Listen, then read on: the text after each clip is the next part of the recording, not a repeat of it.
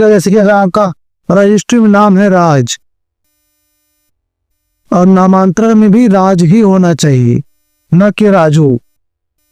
जो राज उसमें है सेम वही नाम इसमें आना चाहिए, और वही नाम से आपके आधार कार्ड में भी होना चाहिए।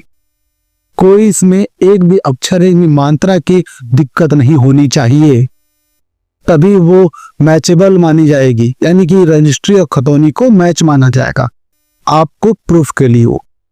क्योंकि जब भी कोई दावा करेगा तो प्रूफ आपको करना है, ना कि उसे, क्योंकि वो तो दावा कर ही रहा है।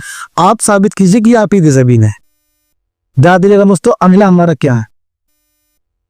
और हाँ, अंत में हम ये बताएंगे कि जमीन लेने का सबसे सेफ और सही तरीका क्या है। अगर आप उसको सेफ उसके हिसाब से जो मैं आपको तरीका बताऊंगा, स्टेप बाय स्टेप अगर आप फॉलो करेंगे तो उस तरह से आप जमीन जो है एक पर्टिकुलर सेफ जमीन आप ले पाएंगे, जो कि फ्यूचर में भी कोई आपको दिक्कत ना हो सके। ध्यान दीजिएगा, बने रहेगा वीडियो के एंड तक आप लोग।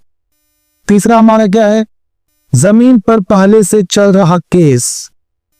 सोचिए, बहुत ही केस में ऐसा देखा गया है, बहुत ही मामलों में, कि लोग जब भी जमीन खरीदते हैं तो लोग भरोसा कर लेते एजेंट पे, एजेंट पे भरोसा कर लेते हैं। और एजेंट बोलता है, वो गया कोई प्लॉट दिखाने और बोलता है भाई साहब बहुत सस्ता प्लॉट मिल रहा है, आप जो है देरी मत कीजिए, तुरंत आप रजिस्ट्री करा लीजिए, आप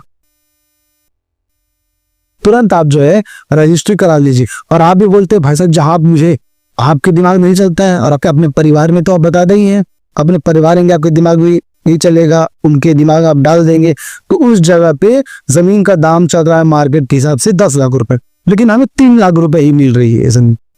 तो आप भी सोचेंगे भाई किसी को भी कान खबर ना हो और हम जमीन ले लेते हैं।